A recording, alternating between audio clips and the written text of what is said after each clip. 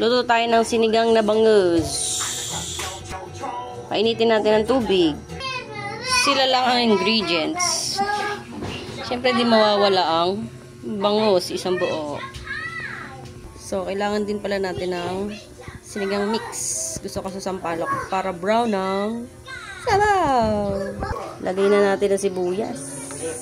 Yee! Swimming muna kayo dyan. Tapos, takpan natin. Pag kumulo, lagyan natin yung isda. Ilagay na natin ang isda. Kumukulo na ang ating tubig. Yun. Swimming muna kayo dyan. Pakuluin muna natin siya at ilalagay natin ng kalamansi, ang kamatis at green na sili. Mamaya. Lagay na natin yung Himalayan salt para may himala ang ating ulam.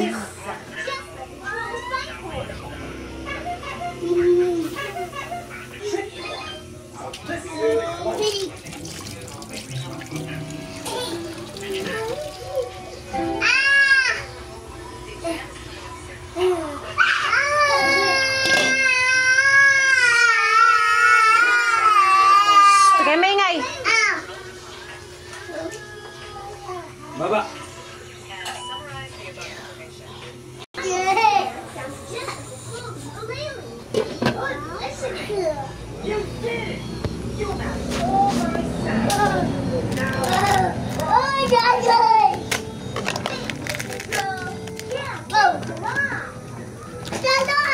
Don't jump.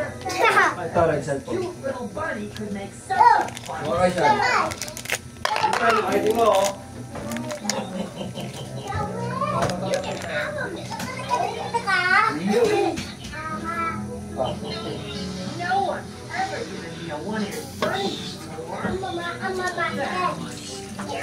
Baby, nagkailan Dora, dali. Ayun si Dora, kasi ito.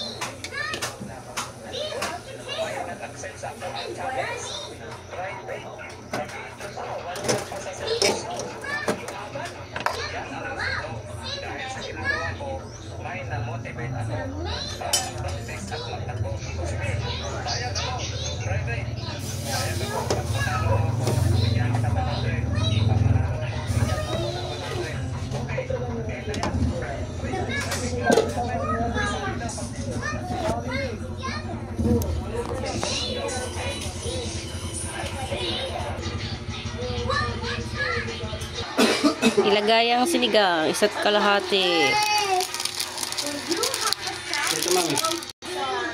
Isa't kalahati.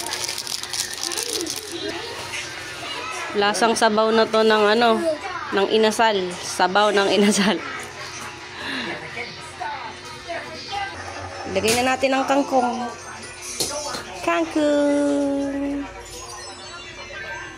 Malapit na to. Gagawa muna ako ng sausawan, guys. So, nag-iwan na ako dito ng sili. Siyempre, kalamansi.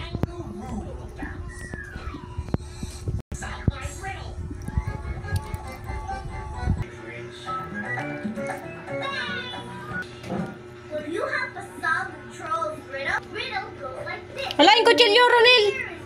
Sorry. Nakuha ko yung kutsilyo. Di mawawala, syempre, yung patis, guys.